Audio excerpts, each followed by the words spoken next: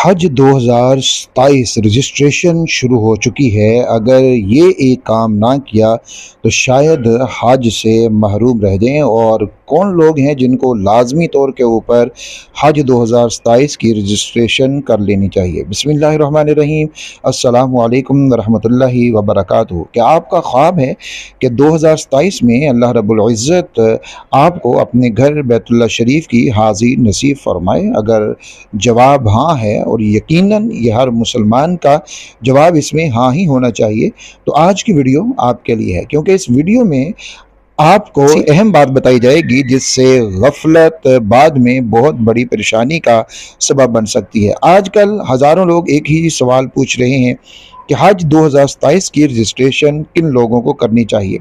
क्या सिर्फ वो लोग रजिस्ट्रेशन करें जिनके पास मुकम्मल रकम मौजूद है, पैसे उनके पास अभी मौजूद हैं, वही रजिस्ट्रेशन करें? क्या सिर्फ सरकारी हज स्कीम वालों के लिए रजिस्ट्रेशन ज़रूरी है, या प्राइवेट हज वालों को भी रजिस्ट्रेशन करवाना ज़रूरी है? और अगर आपने रजिस्ट्रेशन ना करवाई तो क्या बाद में हज के लिए दरख्वास्त दे सकेंगे या नहीं दे सकेंगे? तो इन तमाम सवालात के जवाब आज की वीडियो के अंदर आपको मिलेंगे। इसलिए वीडियो को आप मुकम्मल देखिएगा, आखिर तक देखिएगा और इसको शेयर भी कीजिएगा। और आखिर में ख़ास बात भी आपको इसी हवाले से बताई जाएगी जिससे बहुत से लोग लाइल्म है। नाज़रीन इकराम, सबसे पहले एक अहम बात हमें जहन में रखनी चाहिए कि प्री रजिस्ट्रेशन ये हज की हतमी बुकिंग नहीं होती। बहुत से लोग यही गलत फहमी का शिकार हो जाते हैं कि रजिस्ट्रेशन का मतलब फ़ौरन हज कंफर्म हो गया है। ऐसा नहीं है। प्री रजिस्ट्रेशन सिर्फ ये बताती है कि आप 2027 में हज करने के ख्वाहिशमंद हैं, ताकि हुकूमत आइंदा की मनसूबा बंदी उसी लिहाज से कर सके। अब आते हैं असल सवाल की तरफ कि रजिस्ट्रेशन किन लोगों को लाजमी करनी चाहिए। अगर आपका इरादा है कि इंशाअल्लाह 2027 में आप हज करेंगे, तो चाहे आप सरकारी हज स्कीम से जाना चाहते हो या फिर आप प्राइवेट हज स्कीम से जाना चाहते हैं, तो आपको प्री रजिस्ट्रेशन ज़रूर करवानी चाहिए। यहाँ बहुत से लोग एक गलती करते हैं, वो कहते हैं कि अभी तो हमारे पास पैसे नहीं हैं तो बाद में देखेंगे, या फिर अभी तो सिर्फ सोच रहे हैं, रजिस्ट्रेशन की क्या ज़रूरत है। याद रखें कि अगर आप वाकई 2027 में हज करना चाहते हैं, अभी आपके पास पैसे हैं या नहीं हैं, या अभी नहीं हैं तो बाद में आपके पास पैसे आ जाने हैं, तो फिर रजिस्ट्रेशन में आप ताख़ीर ना करें। क्योंकि बाद के मराहिल में हुकूमती तरीक़ाकार इसी बुनियाद के ऊपर आगे बढ़ता है जो अभी रजिस्ट्रेशन होगी। अब एक और सवाल, क्या प्राइवेट हज वाले भी रजिस्ट्रेशन करें? जी हाँ, अगर आप किसी प्राइवेट कंपनी के ज़रिए हज करना चाहते हैं, हज का इरादा रखते हैं, तो भी आपको रजिस्ट्रेशन करवाना ये ज़रूरी है।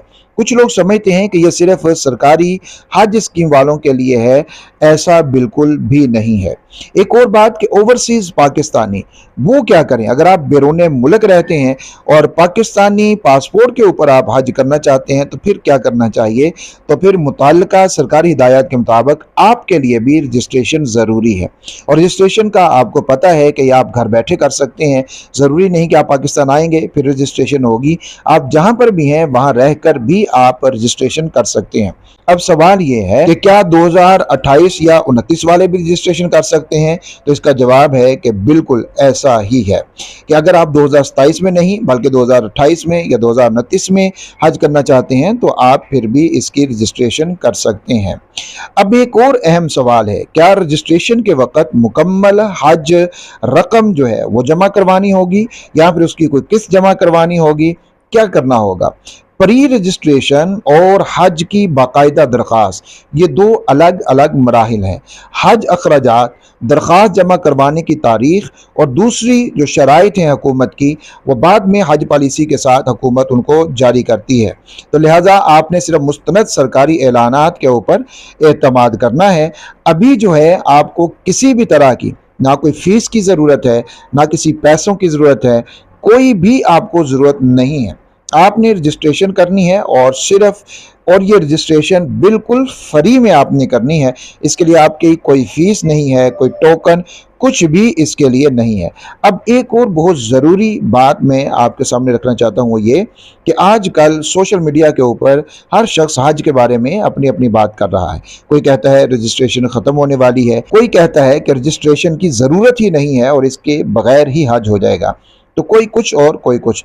لیکن آپ یاد رکھیے کہ تمام معلومات، ہمیشہ ان معلومات کو آپ نے مستند مارنا ہے جو سرکاری ذریعے سے آ رہی ہیں۔ تو آپ کو جو معلومات دی جا رہی ہیں یہ بالکل مستند ہیں، اس لیے رجسٹریشن آپ نے ضرور کروا لینی ہے۔ اور اگر آپ نے ابھی تک اپنا پاسپورٹ نہیں بنوایا یا پھر آپ کے پاسپورٹ کی میعاد بھی ختم ہونے والی ہے، آپ اپنے پاسپورٹ کو رینیو کروا لیں، یا اگر نہیں بنوایا تو آپ اپنے پاسپورٹ کو بنوا لیں۔ اسی طرح شناختی کارڈ کی معلومات بھی دیکھ لیں کہ آپ کا شناختی کارڈ تو ختم ہونے والا نہیں ہے، اگر ختم ہونے والا ہے تو اس کو بھی آپ نے رینیو کر لینا۔ ناظرین اکرام، اگر آپ خود حج کا ارادہ نہیں رکھتے لیکن آپ کے والدین، بہن بھائی یا کوئی بھی دوست احباب حج کا ارادہ رکھتے ہیں تو ان کی بھی رجسٹریشن آپ ضرور کروا لیں۔